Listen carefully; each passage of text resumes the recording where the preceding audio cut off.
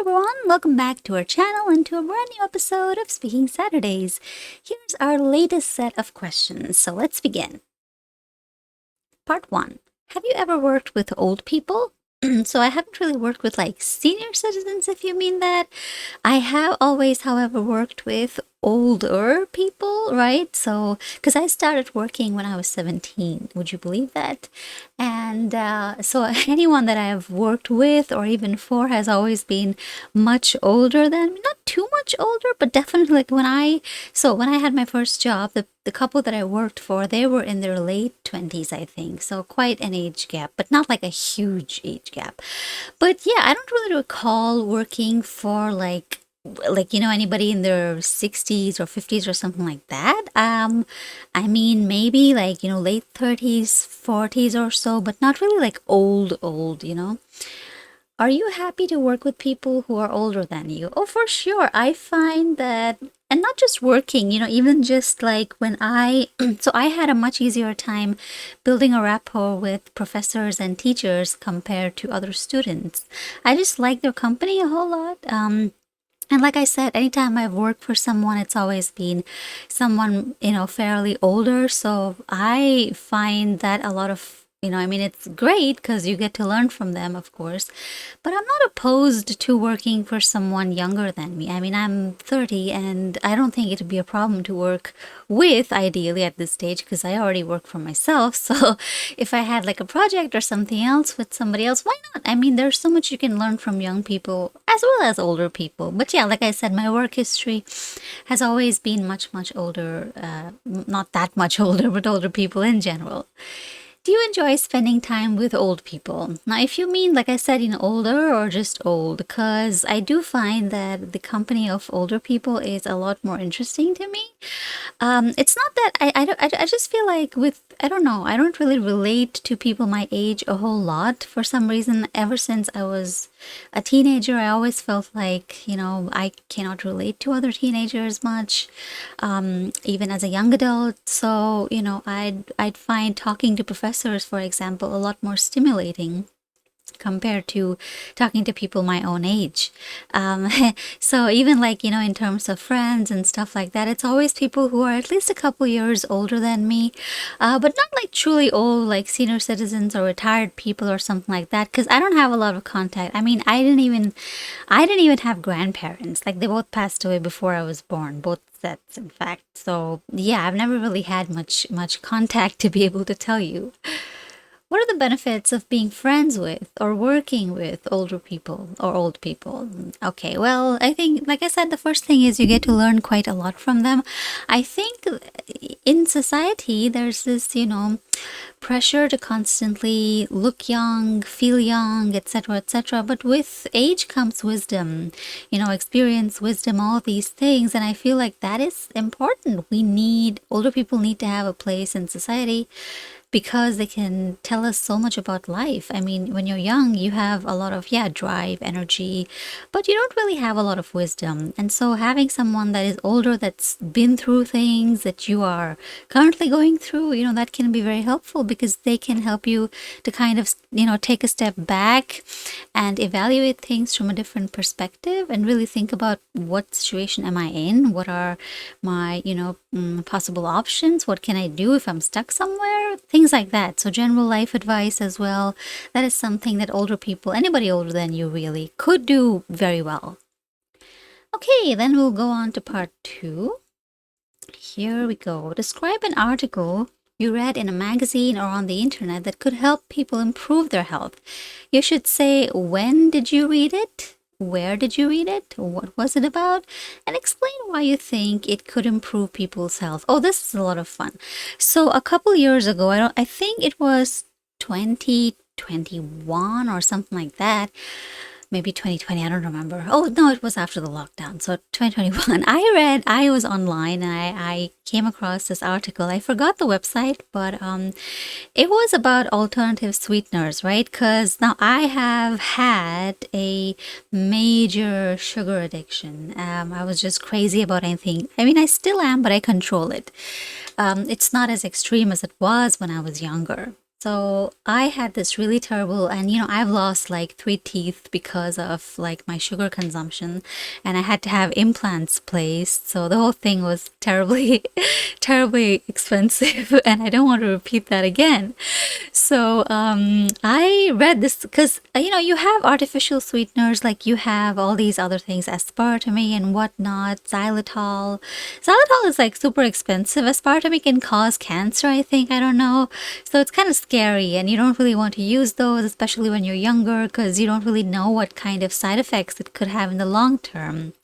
So I read this article about stevia, which is supposedly natural, because it's just leaves. It's like dried leaves of the stevia plant.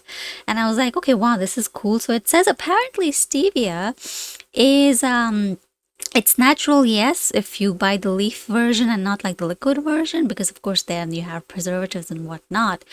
But stevia is, so the great thing is that it's 0 calories, yes, but it also does not impact your blood sugar at all. And it doesn't affect your blood sugar. It also, unlike like sugar alternatives, it doesn't like change your oral chemistry, like the bacteria in your mouth. It doesn't affect that. So it doesn't, cause cavities and things like that. It doesn't change the acids in your mouth. So I found that really cool. I went to the store, and I went and bought box with stevia leaves. Unfortunately, I didn't know how to use them, so I just put in like 2 leaves, and I was like, what is this? It doesn't even work. That's before I realized I needed to put in a few more leaves. But ever since then, it's been a great constant companion. It's always there in my kitchen. And I think a lot of people, like, whenever I meet someone that's like, I went to get an x-ray done for my teeth, and I found this older woman, and she was like, I have diabetes. And I was like, oh, have you tried stevia instead of sugar? I mean, it takes time to get used to it, but it's really, really good. So, and diabetes is something a lot of people struggle with. And even if you're not diabetic, I think you really should be. If you're like, past 25, you start to really think about your body, your health. So if people were to switch to something like this, they would really be saving themselves like such a headache in terms of health. Okay, then we move on to part 3. Let's see our first question. How do you think people could become healthier? Well, there's so many ways to become healthy or more healthy than you currently are. I think the most important thing is to get movement. A lot of people don't get any movement. They're just working, sitting on a chair, come home, sit on the sofa, sleep on the bed. So the body was made to move. And if you don't move all the parts of your body regularly, and I don't mean that you have to like get a gym membership or something. It's nice, of course, if you want to, you should. But you don't need that. But what I mean is, if you don't start to move your body and, use your body the way it's supposed to be used, it's going to, you're going to be stiff, you're going to have other issues and whatnot, and things just start piling up after a certain age. So that's one thing, to increase movement. The other thing would be to monitor your diet. A lot of people don't really care about what they eat. They just think that, okay, if I made it at home, it's automatically healthy, which is not the case. So you really have to start, and I know it seems a bit like weird to count calories, but I think it's a good thing. It doesn't have to be something negative, like, oh, you're counting calories, oh, you're dieting, or oh, you're starving yourself. Not at all. I count my calories. It's important to know how much nutrition you really need.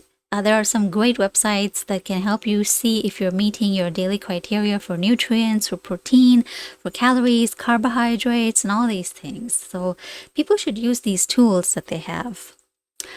Are there any differences between the way old people and young people try to stay healthy? What I've seen is that older people, at least in my country, they're very averse to the idea that, there's this general belief that anything that is home cooked is automatically healthy. That's one thing. That's this misconception a lot of older people have.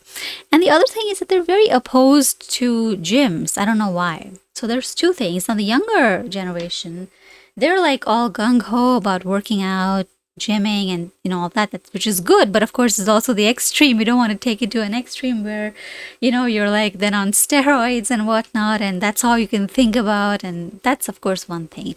But yeah, younger people are a lot more aware of like what food really is, like what nutrition really means.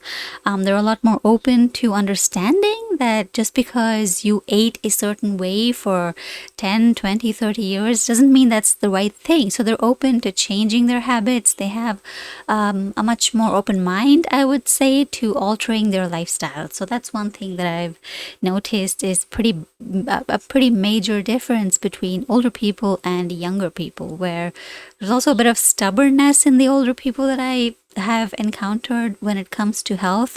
Like, oh, the traditional ways are the best and you don't need any of this newfangled stuff. So that can be that. Do schools in your country have any special activities to enhance the fitness of students? Well, when I was at school, we had like twice a week, we'd have this thing called physical therapy, but it was just an excuse to play games. We didn't really do much, to be honest. It was just going outside, doing a couple exercises, and then we were free to play, in the garden that we had. It was a huge, huge garden, a huge ground, rather.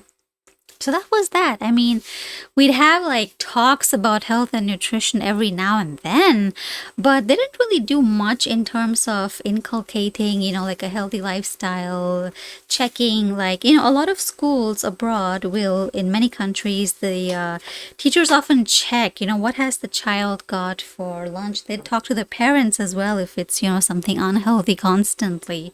We didn't have, at least in my time, we didn't have any of that happening. So I don't know. I don't think it's really a priority. At least in my time, it was not a priority. Not, like they wouldn't really focus on your diet. They wouldn't focus on your activity levels either. You were considered to be an ideal student if all you did was, bury yourself in your books all day. So naturally, fitness is not really something that was on their mind a lot. Do you think people in the future will be doing more exercise and will eat healthier than they are doing today? Well, I don't know. It depends. I think people are actually, it's like, when you look at content online, you feel like, depending on your algorithm, right?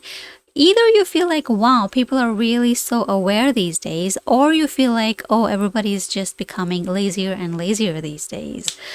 So it's like, how can I say? I mean, I could just judge based on the real life people that I know, people my age.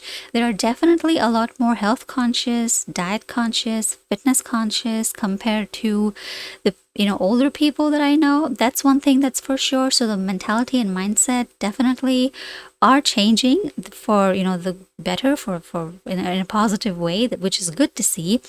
So I would assume that yes, people will be healthier also because we have a lot of, there's constant innovation in science and research. I mean, you have this thing, what's that, semaglutide, Ozempic, right? Of course, I mean, it's still like hotly debated whether it's entirely safe, but I mean, it helps people. It helps people, especially those with diabetes, to lose weight pretty quickly, and that's a great thing. Why not? I mean, being obese is a huge risk factor for so many things.